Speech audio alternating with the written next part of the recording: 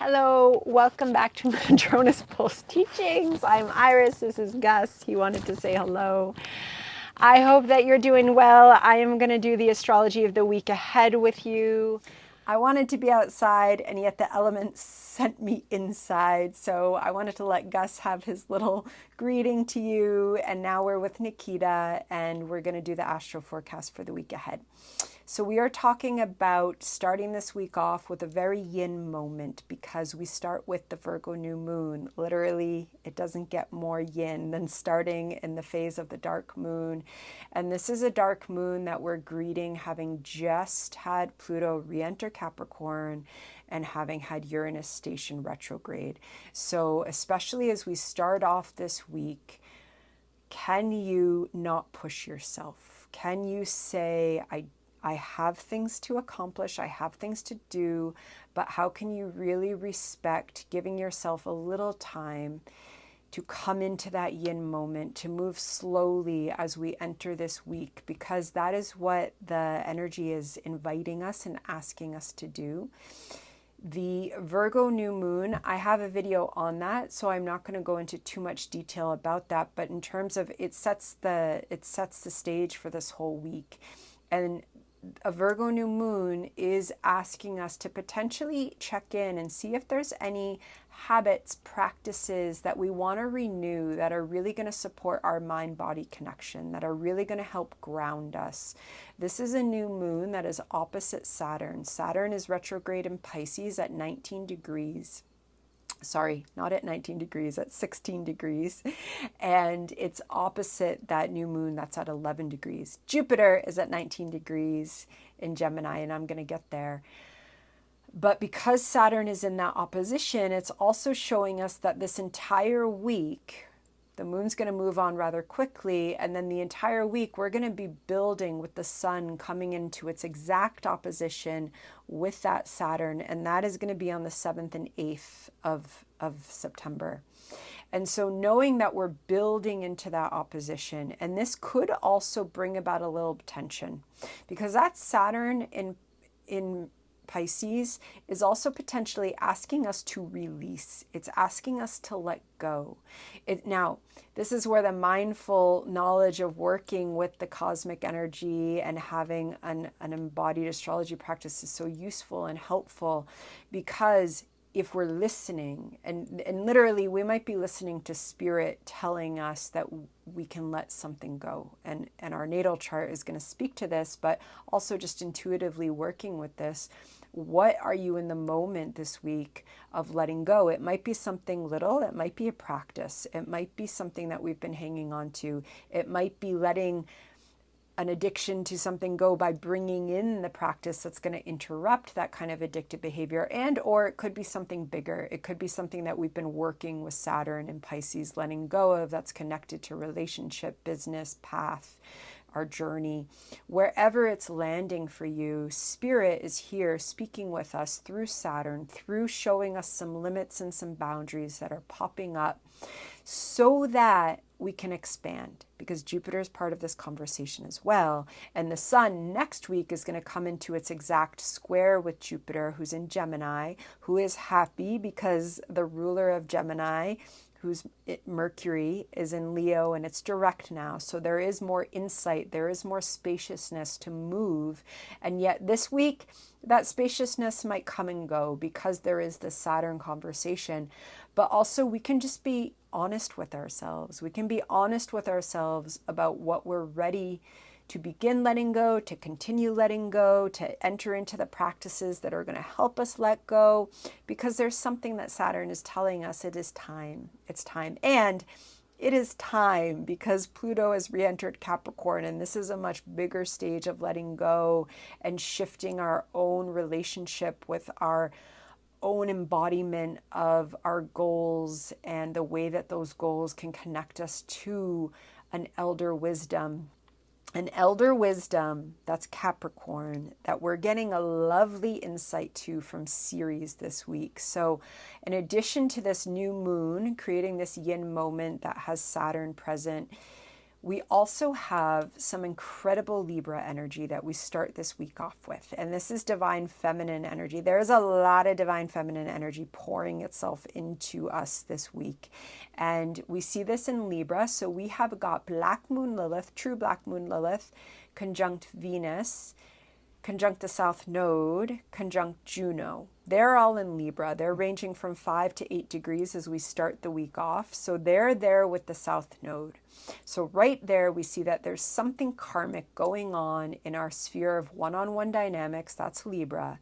Libra desires harmony. She desires peace in our one-on-one spheres so that our own relationships and our own lives can be part of creating equity. That is all part of Libra and justice making, how we can have that in our own lives and our relationships. And then if we all have that in our relationships, that's going to ripple out and it's going to create a whole different cycle and social reality. And yet the South Node is there, and the South Node, who's opposite the North Node in Aries, and Aries wants to pull up our sacred self, wants to pull up the desires of our instincts, of our intuition, of our courageous burn to simply go out and lead. That's what Aries is about with our own life, for the sake of just following our impulses. And so here the tension between Libra and Aries shows up in how in our one-on-one dynamics right now, maybe we have been silencing ourselves a little, or contorting our kind of being in order to people please, in order to keep the peace in certain dynamics. And this energy here, remember, we're supported by all of that divine feminine energy that says, nah, sorry. Black Moon Lilith is there, and she's with Venus, and they say, I know you love this person or this relationship, and you also love yourself. And so to love ourselves, we need to show up in a way that honors ourselves. Juno is here, and she wants us to honor ourselves with integrity, because in doing that, we actually honor the relationship with more integrity, and we honor the other person with more integrity. And this is sometimes a difficult lesson for Libra, that to honor ourselves and to share ourselves, we might not please another person, but in allowing us both to show up as we need to, that is actually honoring a more healthy dynamic. And this energy is squaring Ceres, the Earth Mother, who is in Capricorn, okay? So she's at 7 degrees of Capricorn as we start this week out. She is squaring that South Node. She is squaring Juno. She is squaring true Black Moon Lilith and Venus.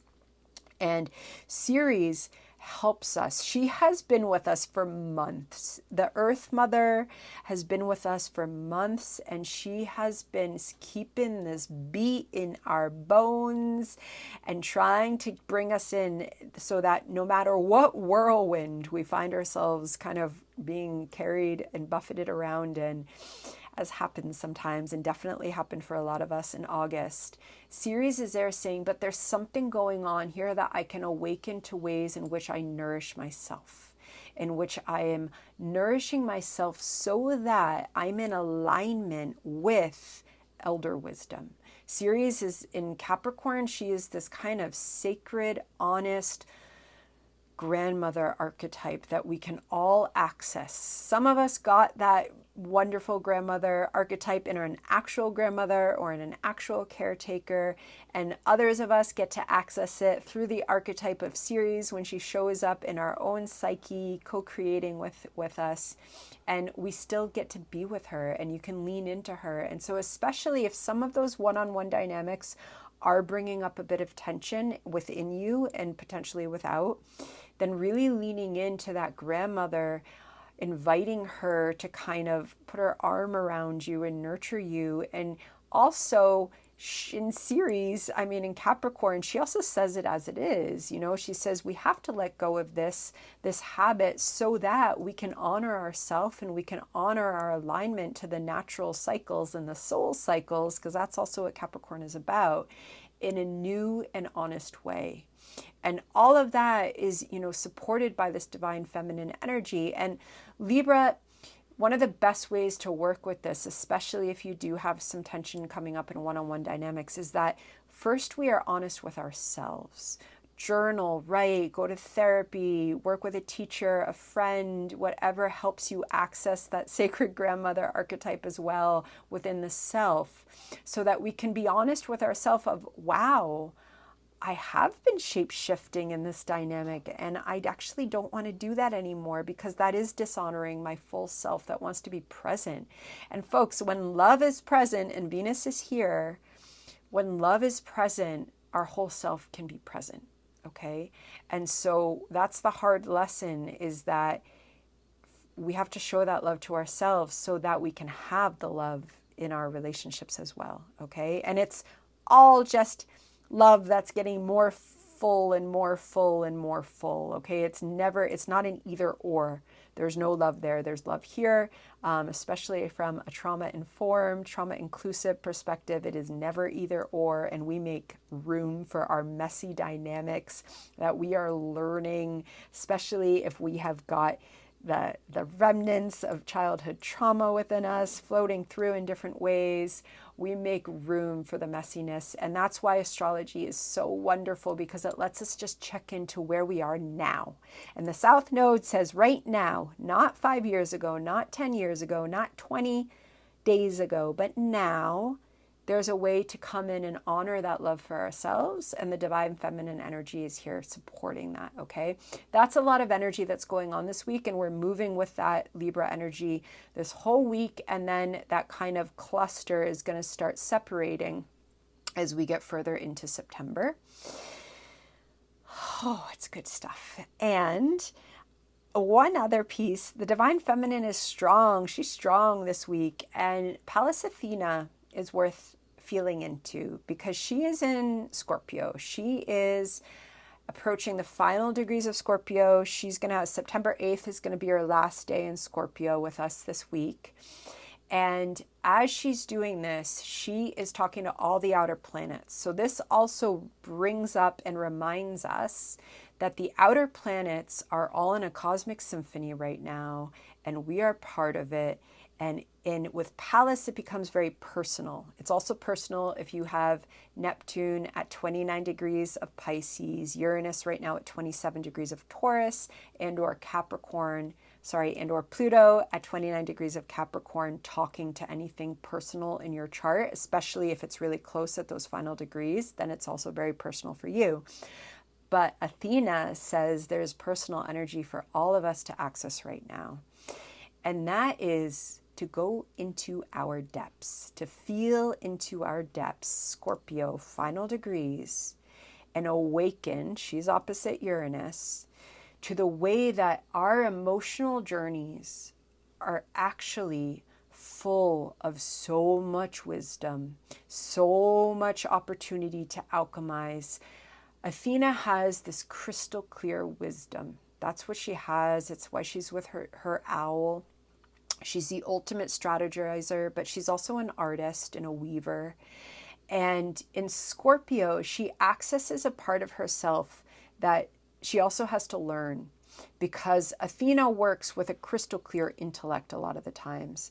And in Scorpio, she gets to bring that wisdom into the emotions, and it becomes this emotional intelligence. And in Scorpio, it's about how we have to transform and we have to go into the depths. And this is also a theme for the next 2 months, because this is a Pluto lesson. And Pluto is very active in the cosmos of our psyches right now. And so Athena is showing us the way that, well, if there are those bits, those dark, deep places within our psyche, and they're usually a bit messy, and they're not just from us. They are from our intimate relationships throughout our whole life. They are, the energetic patternings that we learn, and then we transform and we keep transforming. And here, something about those kind of deep dives that we do within our own psyche that also can take us beyond the veil and connect us with the occult and connect us with our reclaimed witchy powers. There is something there that's connecting us to this outer cosmic rhythm, because Athena is talking to Uranus, she's talking to Pluto, and she's talking to Neptune. Okay. And there's a lot of wisdom. There's a lot of soul deep wisdom that is also potentially about the way that we are in the process of shifting timelines.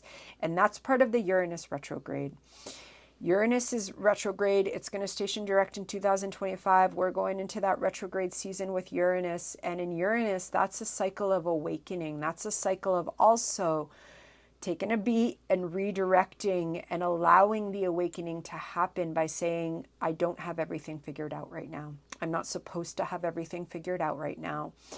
It's wonderful to accept that I don't have everything figured out right now, because by accepting that, I open up to the co-creative reality that higher mind, consciousness, our interconnectedness with all that is, can speak to me.